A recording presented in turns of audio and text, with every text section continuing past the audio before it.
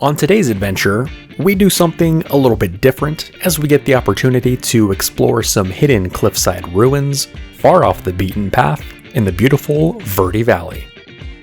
Seemingly forgotten by time, these incredible structures tell the story of those that lived here long before us. Hello everybody and welcome to the Verde Valley. Our adventure begins near Black Mountain, along a rugged set of red rock cliffs about 10 miles west of Sedona. This overlook we've made it to marks the end of the Jeep Trail and the start of the hiking portion of our day. Unfortunately, along the 13-mile drive in from the nearest highway, I was caught up talking and enjoying the scenery and forgot to get really any footage. The road got progressively rougher as it deteriorated and climbed into the gorgeous red rocks here on the very outskirts of the Sedona area. I'm joined today by my girlfriend Megan and a friend of ours, William, who we met up at the Gold King mine in Jerome a number of months ago.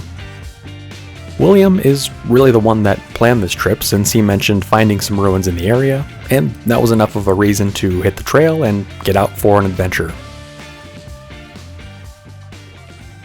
From the end of the road, we hiked along the edge of the cliffs, overlooking a sharp drop-off and enjoying the view across the valley as we looked towards the secret mountain wilderness area. From this vantage point was a view of several different sets of ruins, which required a keen eye to spot. The outlines of several different structures could be seen dotting the rock buttes, but they blended in so well with the natural terrain. After planning and scouting out a route to get down to some of the ruins, we carefully descended along the boulder-strewn cliff. The edge of the drop-off here consisted of a series of fins, a geologic process that slowly erodes away plateaus into increasingly narrower ridges. The ruins we spotted from above were on one of these fins, isolated away from the rest of the terrain. The route down was heavily overgrown and not well traveled. We eventually made it across the point and out to the ruins. The stacked red rocks were arranged in a variety of small individual areas.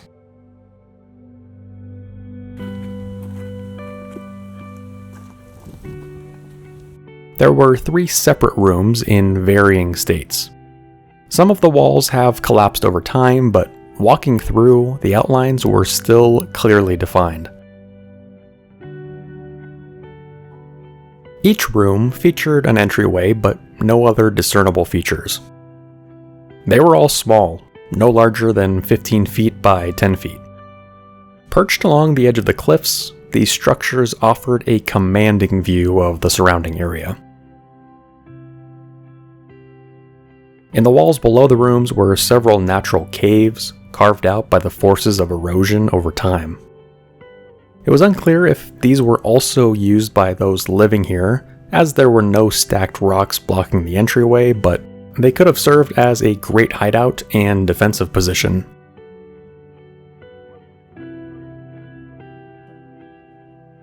After walking through the ruins, we turned around and scrambled back to the top of the plateau where we started.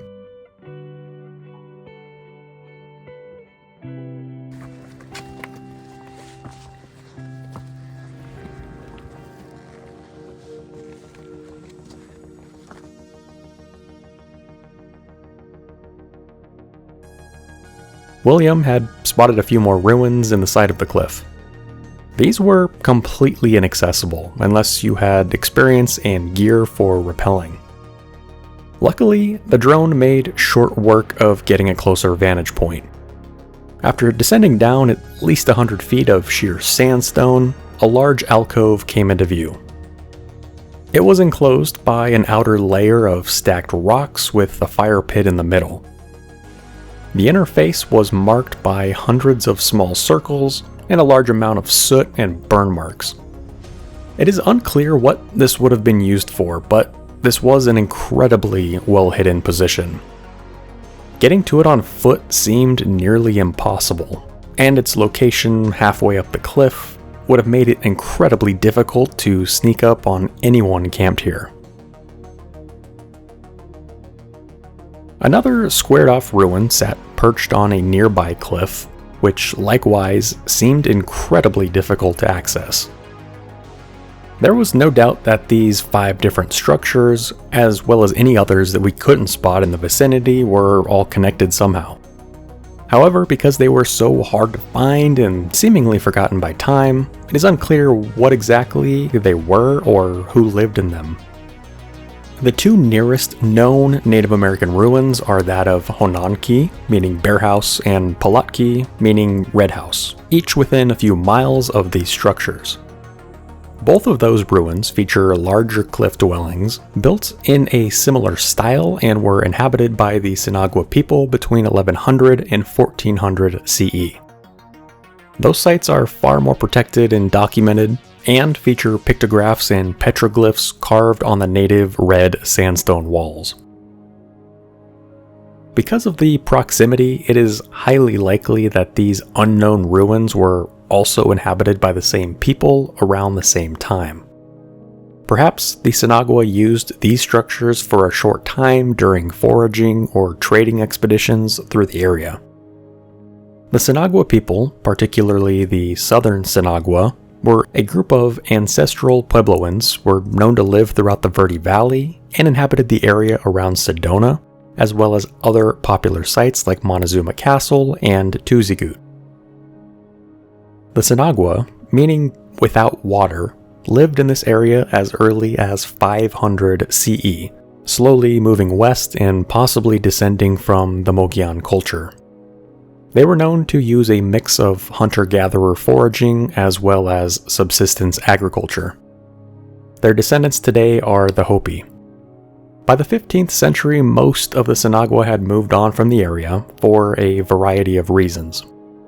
Both the Yavapai and Apache lived in the area following their departure, and it is possible that they were the ones who constructed these rooms.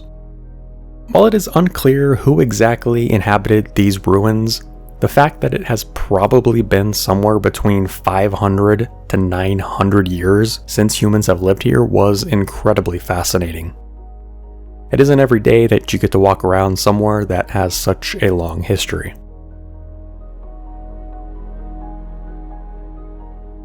After exploring the area, we enjoyed a lovely and well-stocked picnic lunch that William had brought with him. After relaxing and enjoying the view, we eventually returned back out the way we came. It ended up being a fantastic day out exploring. The few hours we spent hiking around gave us the opportunity to see some unique ruins and learn more about the fascinating history of this ancient land and those who came before us. Of course, as with any historic spot, you should always take care to leave things as they are found. As evidenced by these ruins, the longer they last for others to explore, the more their story can be shared and appreciated. Anyways, thanks for joining me on this adventure today, and as always, we'll see you on the next one.